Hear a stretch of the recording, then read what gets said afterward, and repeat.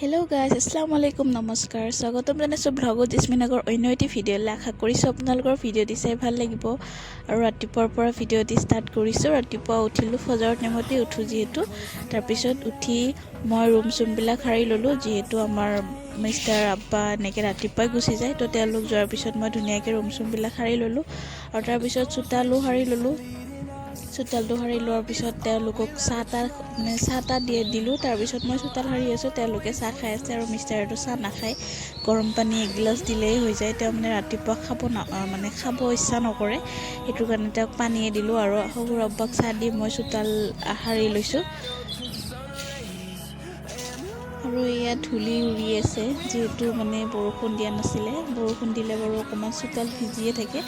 আৰু তাৰপিছত এনেকৈ মই চোতাল সাৰি যিখিনি কাম আছিলে, কাম বন কৰি বেটি উঠিলে। তাৰপিছত তাইৰ লগতে ব্ৰাছ কৰিলোঁ। ব্ৰাছ কৰি আমি দুজনে ব্ৰাছ কৰিলোঁ, পানী খালোঁ, চাহ খালোঁ, তাইকো খাব দিলোঁ। সেইবোৰ ক্লিপ লোৱা নহ'ল। আৰু তাৰপিছত তেনেকৈ ৰেডি কৰাই দিলোঁ তাইক, যিহেতু স্কুলৰ টাইম হৈ গৈছে। তাইক ধুনীয়াকৈ ৰেডি চেডি কৰাই অকণমান ভাত চাত খুৱাই দিলোঁ। আৰু যিহেতু তাই টিফিনত ভালদৰে খাব নোখোজে, টিফিন দিলে আকৌ ঘূৰাই লৈ আহে। সেইটো কাৰণে মই যিখিনি পাৰোঁ তাইক ঘৰৰ পৰাই অকণমান খুৱাই দিব চেষ্টা কৰোঁ। অকলে খাব যিহেতু তাই অসুবিধা পায়, খুৱাই দিলে বাৰু অকণমান খায়ে। আৰু আজিকালি বাচ্ছাবিলাকতো মোবাইল দিলেহে খায়, আৰু স্কুলততো মোবাইল নিদিয়ে। আৰু এনেকৈ তাইক মই স্কুলত দি পঠালোঁ, বাপেকে আহি লৈ গৈছে। আৰু তাৰপিছত এনেকৈ মই ঘৰৰ কামবোৰ কৰি ল'লোঁ, যিহেতু বহুত কাপোৰ আছিল ধুব লগা, সেইবোৰ কাপোৰ ধুই ল'লোঁ।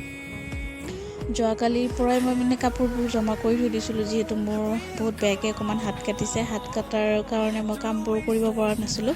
সেইটো কাৰণে কাপোৰবিলাক আজি আৰু ধুই দিলোঁ, যিহেতু মানুহ আশা কৰি এইটো লাভ নাই। মানুহ পোৱাও নাযায় বাৰু, পইচা দিলেও কেতিয়াবা মানুহ পোৱা নাযায় কাম কৰাৰ। আৰু এনেকৈ কাম বন কৰি মেলি মই গা চা ধুই আজৰি হৈ ল'লোঁ, যিহেতু আকৌ মই পৰীক স্কুলৰ পৰা আনিব যাব লাগিব।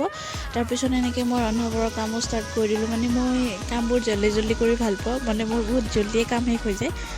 তাৰপিছত এইবোৰ ডাঠা শাক মই অকণমান চাটনি কৰিম বুলি ভাবিছোঁ, আৰু দালি এনেকৈ ভাজি আৰু কিবা কিবি বনালোঁ। তাৰপিছত বন্ধাকবিও কাটি ল'লোঁ এটা। আৰু তাৰপিছত এইবোৰ কৰা হোৱাৰ পিছত গোটেইখিনি মই ৰন্ধা বঢ়া কৰি বাচন যিখিনি ওলাইছিলে গোটেইবোৰ ধুই ল'লোঁ। চব কাম কৰি থৈ ওলাই যাব পাৰিলে মোৰ স্পেচিয়েলি মনটো ভাল লাগে। আৰু বেলেগৰ কি নাজানো, এনেকৈ ক'ৰবাত যোৱাৰ আগত যদি কামখিনি গোটেই ফিনিছ হৈ যায়, মনটো ভাল লাগি থাকে। আৰু তাৰপিছত এনেকৈ স্কুলত আহিলোঁ, গেট খুলিয়ে দিয়া নাই, গাৰ্জেনবোৰ চব বাহিৰত ৰখি আছে। আৰু তাৰপিছত এনেকৈ টাইম হোৱাৰ পিছত গেট খুলি দিলে, আৰু পৰীক লৈ আহিলোঁ। অহাৰ পিছত তাইক কুঁহিয়াৰৰ ৰস খাই যিহেতু বহুত বেছি ভাল পায়, তো তাইক কুঁহিয়াৰৰ ৰস খুৱাই লৈ আহিলোঁ। তাই নাখাওঁ বুলি কৈ আছিলে, তো দোকানত কিবা খাব, তেতিয়াহে কুঁহিয়াৰৰ ৰস খাব বুলি কৈছে। দোকানৰ পৰা কিবা অকণমান কিনি দিলোঁ। আৰু এনেকৈ আমি মা বেটি মিলি দুইজনে আহি আছোঁ। আশা কৰিছোঁ আপোনালোকৰ ভ্লগটো চাই ভাল লাগিছে। যদি ভ্লগটো চাই ভাল লাগিছে, লাইক কমেণ্ট শ্বেয়াৰ কৰিব নাপাহৰিব। আৰু ফেচবুকত চাই থাকিলে ফ'ল' কৰি দিব। বাই।